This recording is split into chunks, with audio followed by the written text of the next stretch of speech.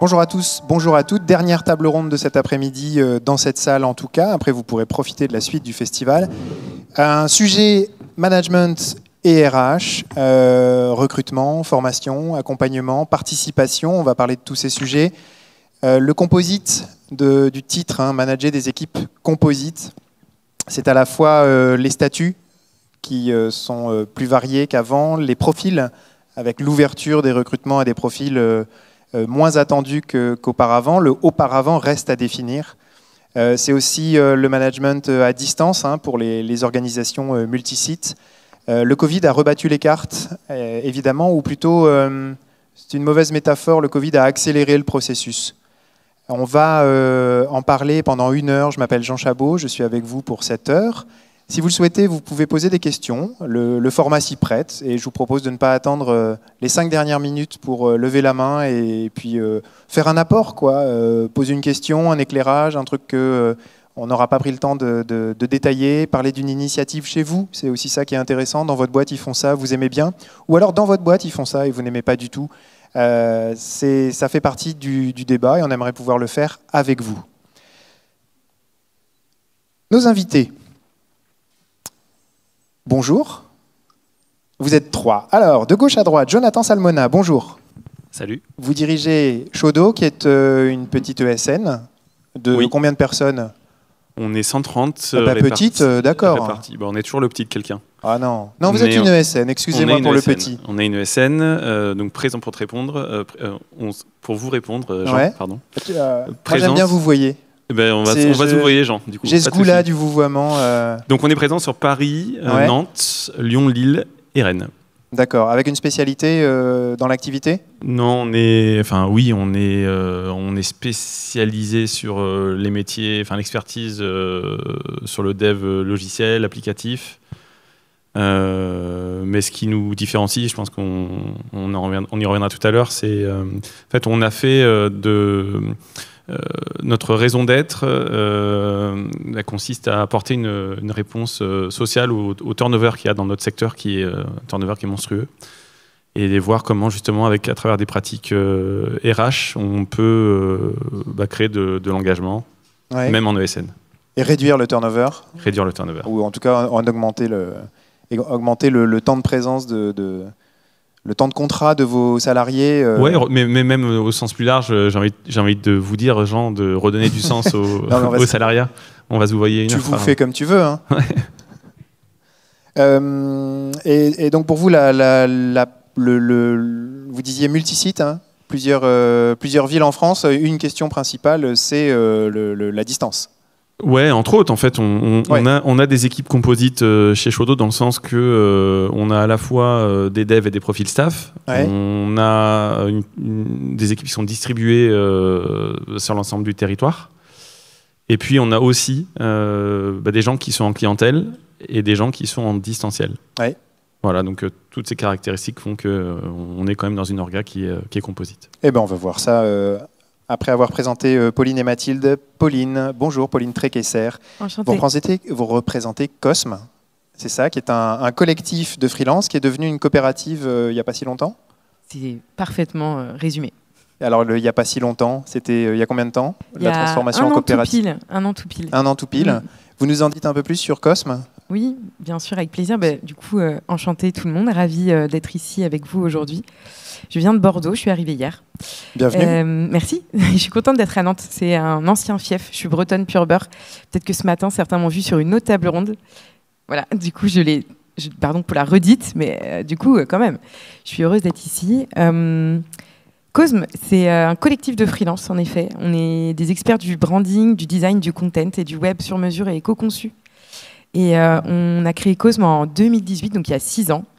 Et 5 ans après la création de cette entreprise, entre gros guillemets, traditionnelle, de par le statut juridique, mais pas vraiment traditionnelle par son modèle de travail et son positionnement, je dirais, par rapport peut-être aux agences traditionnelles, eh bien, on s'est offert, en effet, une coopérative. Donc, on est passé de moi, toute seule, à porter toute une équipe composite, à 15 associés. Donc Cosme prend une nouvelle dimension, 6 ans après, on n'est plus qu'un collectif. Aujourd'hui, Cosme, c'est un collectif, une communauté et bientôt un média. Voilà. D'accord, mais vous fonctionnez en agence, c'est-à-dire que tous les gens qui appartiennent à Cosme sont salariés par Cosme et travaillent sur les mêmes dossiers, les mêmes clients. C'est pas chacun son client et on se retrouve pour certains projets communs. Du coup, on est tous sauf une agence. On est un collectif de freelance. C'est vraiment ce qui nous différencie aujourd'hui énormément par plein de points. On pourra, si vous voulez, creuser ensemble cette thématique sur laquelle on vient souvent me chercher, évidemment, et c'est normal. On est un collectif de freelance, donc on n'est pas associé. Okay. La coopérative SIC, Société coopérative d'intérêt collectif, nous a permis finalement de pouvoir rester donc tous indépendants, mais d'avoir cette marque commune et de s'associer. Donc nous sommes tous sociétaires de cette structure-là. J'ai été élue présidente pour 3 ans, et peut-être que dans 3 ans, je ne serai plus la présidente de la structure que j'ai créée il y a 6 ans. Voilà. On va y revenir, effectivement, on va creuser. Et puis Mathilde Khaled, bonjour. Bonjour. Vous représentez Shine, qui est une start-up qui propose des services aux freelances, notamment bancaires. Hein. Moi, c'est à ça que j'ai pensé en premier, mais pas que. Oui, alors on s'adresse aux freelances, mais également aux PME, donc tous les projets de la simple idée qu'on veut développer à l'entreprise de plusieurs salariés. Et effectivement, on a un compte pro en ligne qui simplifie également tout l'aspect administratif, donc l'admin, les déclarations, la facturation, tout ça. Ok, merci beaucoup. Et vous me disiez, Pauline, vous êtes client de Shine? Non, c'est pas ça? Ah oui, je vous l'ai dit. Oui, si, je viens de monter une boîte qui sort dans quelques jours, et en effet, on vient de démarrer chez Shine. Ouais. Excellente nouvelle. C'est formidable, Jonathan. Voilà, bon, on pourra en discuter dans le bureau qui est là-bas. Ça se passe bien. Alors ma première question, j'avais l'impression en préparant la table ronde, je me demandais si on n'était pas en train de réinventer l'eau tiède. J'en ai parlé un peu avant à mes invités. Prenons une date au hasard, 2004, 2024. Voilà, on revient 20 ans en arrière. Ça aurait pu être 1994. Est-ce que vraiment, en 2024, il y a des spécificités au management d'équipe? Est-ce que les équipes aujourd'hui sont plus composites qu'avant? Ou est-ce qu'il y a une continuité et c'est juste on retravaille ce même sujet de génération en génération?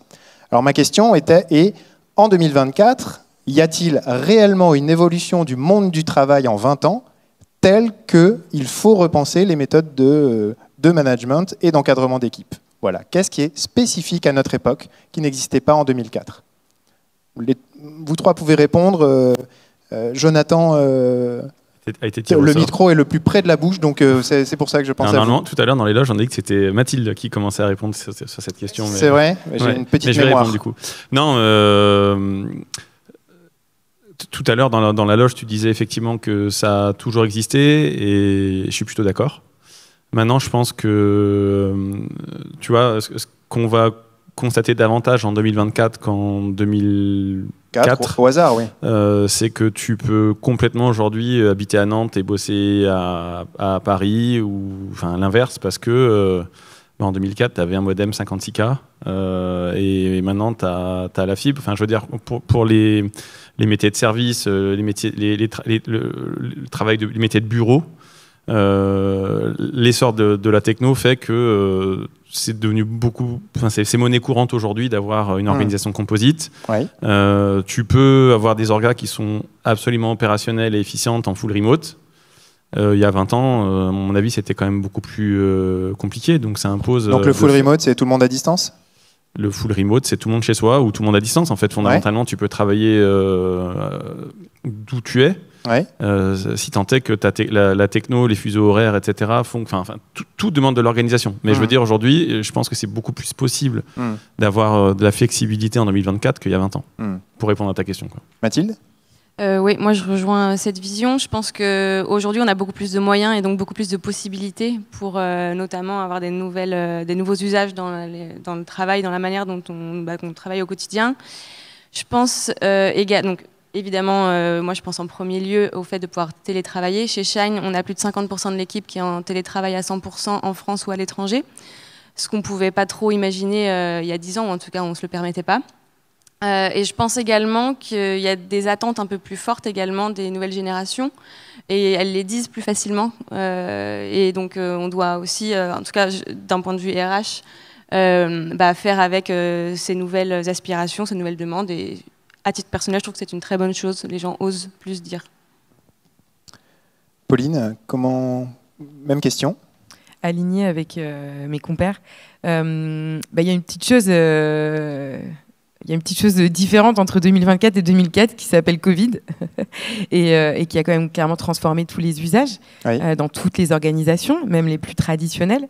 Et donc ça, c'est quand même pas un petit sujet.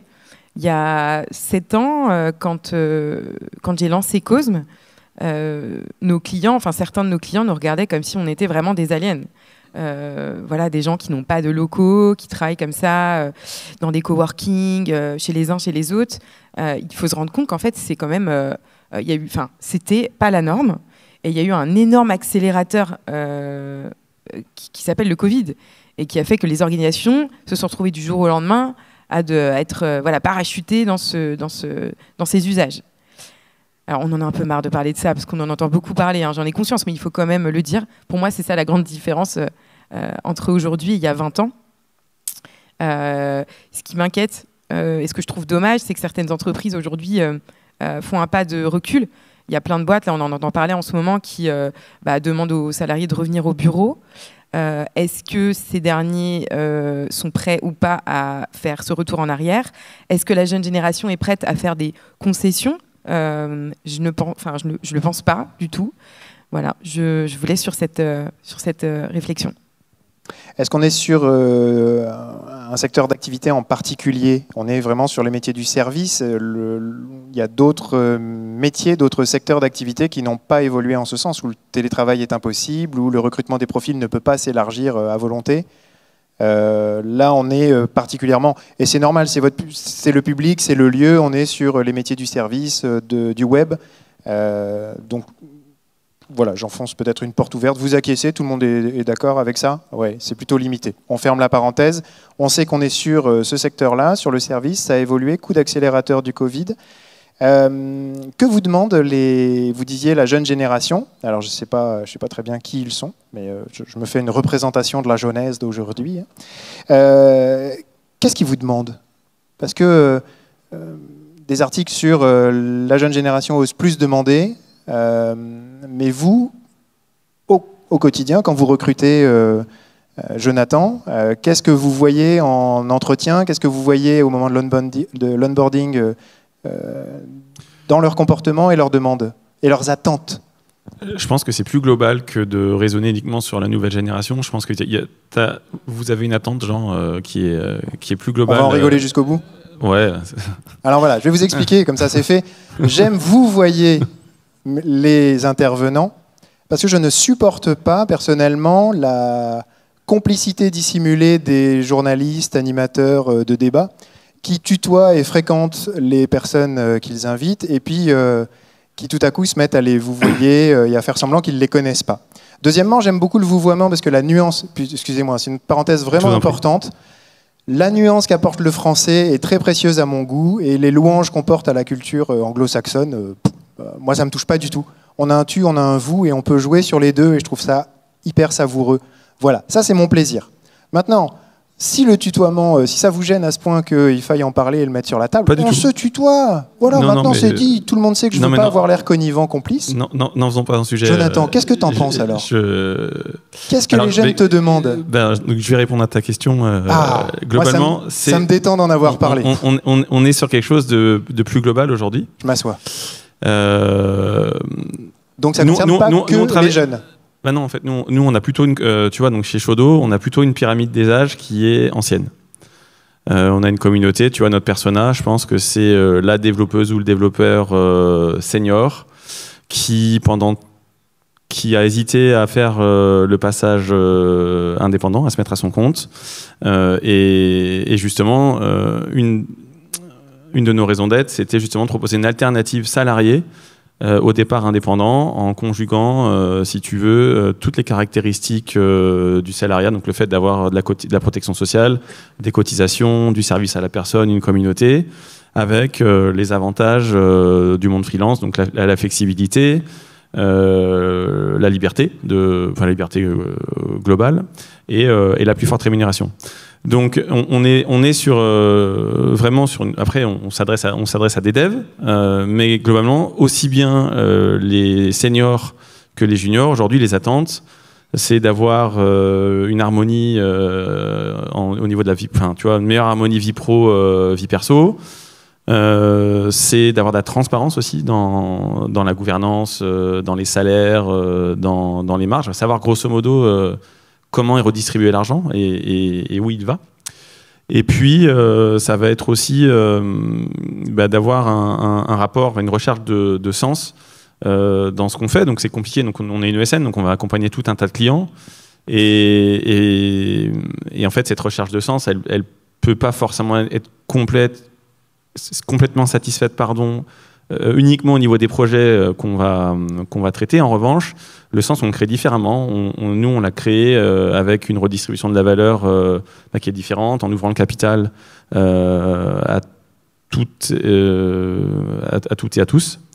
Et puis en faisant de l'innovation sociale, dont on pourra peut-être reparler tout à l'heure, mais un des enjeux notamment de la tech, c'est que ça manque de meufs. Il n'y a pas assez de développeuses, et il n'y a pas assez de développeuses parce que on est dans un secteur qui n'est pas assez inclusif. Voilà. Ok.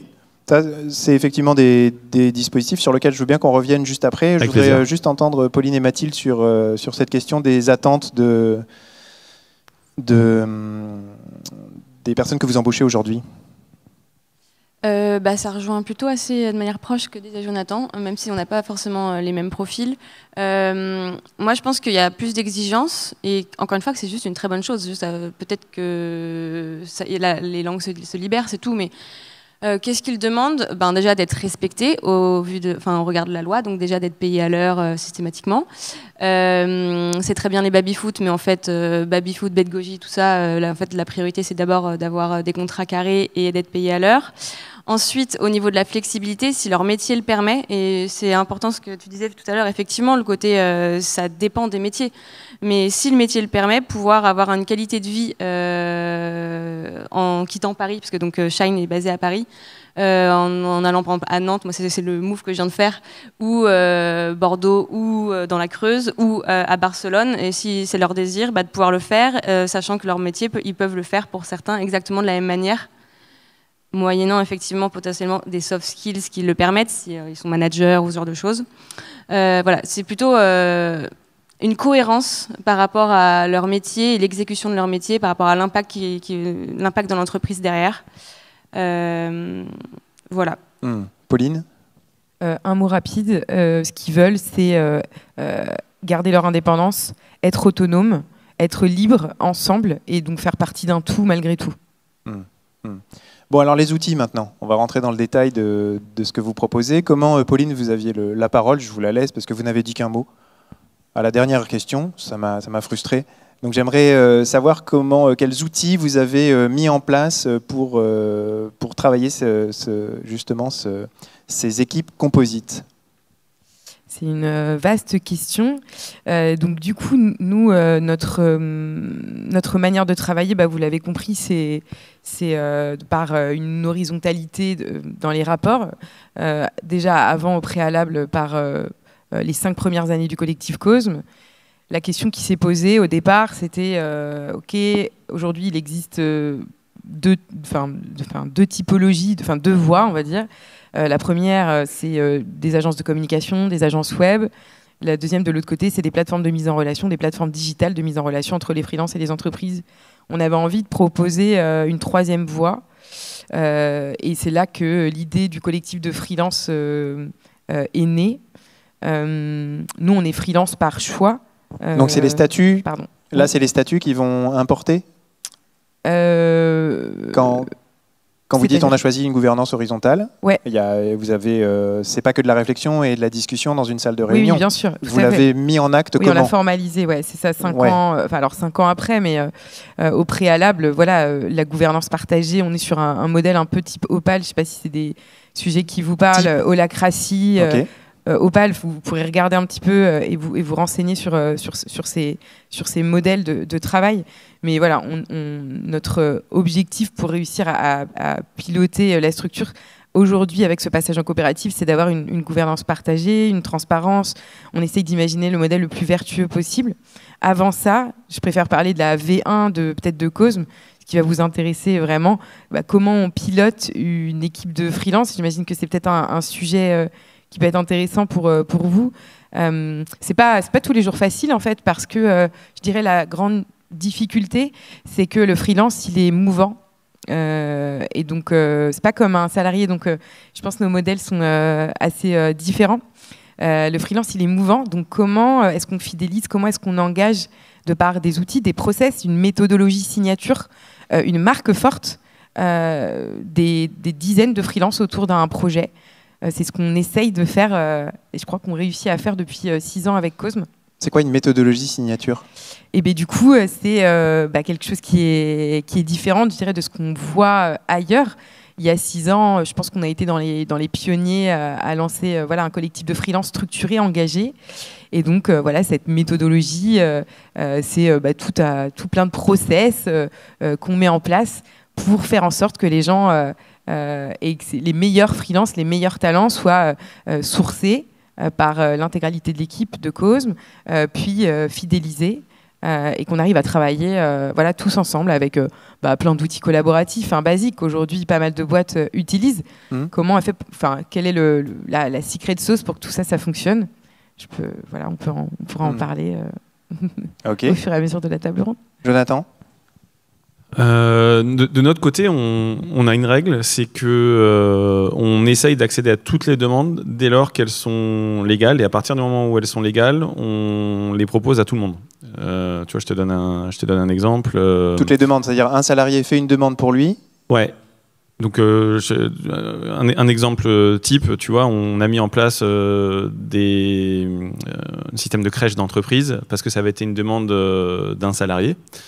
Et à partir du moment où tu le fais pour une personne, tu le fais pour tout le monde, pour qu'il n'y ait jamais deux poids, deux mesures. Donc ça, c'est la base de la philosophie. Après, pour manager des équipes composites, le premier pilier, c'est d'avoir une culture qui est quand même, d'avoir un meilleur partage de ta culture.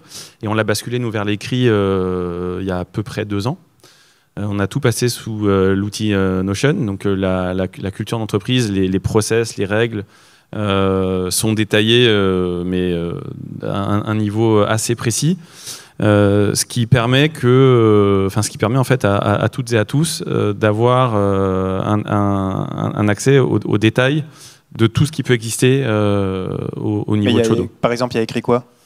Les process de télétravail, les process de congé, tout est documenté. Tu as une doc de la boîte qui est très précise. Donc pour le télétravail notamment, parce que ça fait partie Tu fais ce geste-là, c'est gros comme ça? Ouais, alors du coup c'est dématérialisé, mais si on l'imprime, non, mais il y a, pour donner un ordre d'idée, il y a plus d'1 an de boulot. D'accord. Et chaque nouvel arrivant doit se le coltiner? Non, mais en fait, si tu veux, dans les cultures orales, en général, tu vas poser N fois la même question à une personne différente et tu auras N réponses avec des variantes. Okay. Là, l'idée, c'est que tu peux toujours faire ça, mais tu as une doc qui fait que, tu vois, la culture d'entreprise, elle est beaucoup mieux assimilée, elle est beaucoup mieux appropriée. Quand même, tu es à Paname, à Nantes, à Lille, à Lyon, etc. Okay. Et que la vision de Shodo, c'est la même, oui. Mais elle va être...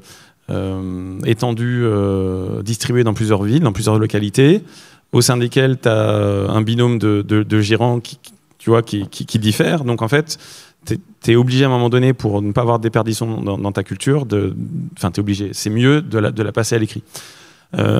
Ensuite, le télétravail fait partie effectivement des... on n'arrête pas d'en parler. Donc le principe, c'est pareil. On considère que c'est à nous, en tant qu'entreprise, d'équiper nos membres pour le télétravail. Parce que quand tu vas au boulot, quand tu vas au siège, on te file un bureau, une chaise, un PC. On va pas te demander de l'acheter, quoi. Donc en fait, on fait la même chose chez nous. Donc par exemple, une des règles, c'est que tout le monde dispose de l'ACV de la boîte chez nous et d'un budget annuel pour aller s'équiper et renouveler son équipement pour avoir du matos décent. Ça peut être tu vois, une chaise ergonomique, ça peut être du mobilier, ça peut être ta machine, des softs, etc. etc. Tu vois, donc ça c'est le deuxième pilier. Il y en a un troisième qui est assez évident quand tu es dans une logique distribuée, c'est que tu dois recréer une culture de rassemblement à travers des moments de qualité. Quand tu as tout le monde qui est dispatché en télétravail, etc., il faut que tu recrées des moments. Donc nous, on en a de plusieurs sortes. Le premier, c'est qu'on a des journées mensuelles qu'on appelle des show days, qui ont pour objectif finalement de faire en sorte que tout le monde puisse se réunir, partager, échanger, coder, se former ou ne rien faire, mais juste être ensemble. C'est comme ça que tu recrées des liens, que tu recrées de l'appartenance. Et puis, on crée aussi des moments un peu plus exceptionnels, à tous les sens du terme, à travers des séminaires avec différents formats. Donc, on a des séminaires avec des formats longs. Tu vois, on a ce qu'on appelle le Showminaire, qui est un séminaire d'été. On a le Froidminaire, qui est un séminaire d'hiver. On a des petits minaires, qui sont des séminaires de 1 jour, à l'issue duquel tout le monde a le choix, soit de rentrer à la maison parce que c'est OK, soit de rester passer une nuit avec tout le monde, et il y a une navette qui ramène tout le monde à la maison le samedi matin, parce qu'en fait les petits minaires sont le vendredi. Donc voilà, il y a plein d'exemples comme ça. Une fois que tu les as cumulés avec une redistribution de la valeur qui est plus claire, etc., tu arrives à recréer de l'engagement. Quand même tu es une ESN, quand même tu es dans une orga qui est distribuée, quand même tu as des devs qui sont en clientèle et du staff qui est jamais en clientèle. Voilà. Pour organiser tout ça, vous avez recruté quelqu'un. Comment vous organisez la distribution de l'info auprès des 130 de Shodo ? En fait, parce qu'il ne suffit pas d'envoyer un email, il faut l'animer, j'imagine. Non, t'envoies pas d'email. Tu as un système déjà de filiales. En fait, on a morcelé l'organisation en plus petites structures dans lesquelles tu vas retrouver plus d'agilité et d'efficacité. D'accord. Des unités de production. Ouais, on peut dire ça. Business unit. Non, ouais, on peut dire ça. Ouais, okay. Carrément. Dans lesquelles on a collectivisé les moyens de production qui appartiennent du coup, qui redistribuent. Donc ça communique à l'intérieur de chaque unité. Ça commence comme ça, okay. Et en fait, au sein de chaque Shodo, t'as un binôme de gérants, de DG, qui sont des mandataires sociaux, oui, qui sont là pour animer leur communauté. Donc t'as une animation, tu vois, t'as un pilotage qui est local, t'as un pilotage aussi qui est plus un groupe. Pour rester avec des mots simples, qui est plus global. Okay. Et puis avec des échanges, une culture du feedback du coup qui devient vachement importante.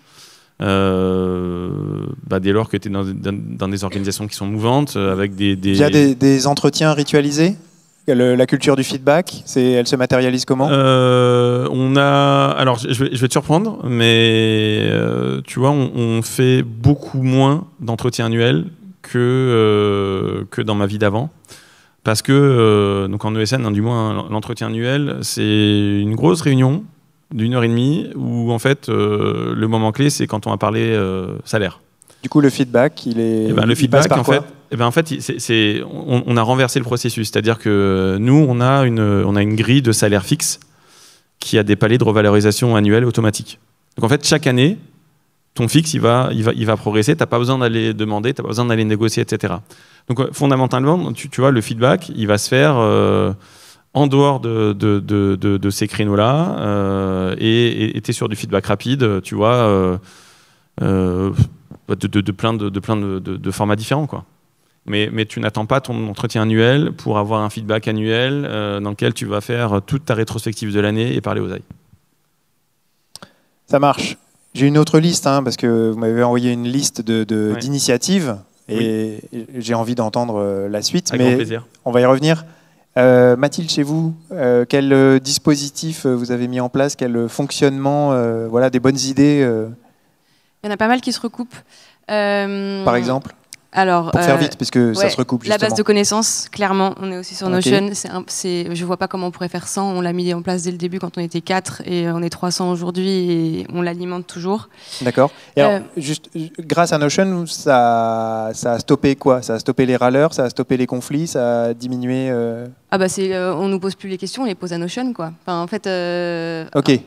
En fait, les gens trouvent l'information de manière autonome et de manière très complète, sans qu'elle soit déformée, comme disait Jonathan tout à l'heure, par... La transparence, en fait, ça t'apporte pas le consensus, mais ça te fait popper les désaccords un peu plus rapidement. Et donc, en fait, du coup... Ouais, et donc du coup, en fait, si tu veux, les gens, ils viennent te voir quand ils n'ont pas compris, mais ils viennent moins te voir parce que du coup, ils ont toutes les questions de base, elles sont déjà ils ont l'info. Consignées. Et t'as pas de valeur ajoutée à les répéter, ce que. Ouais.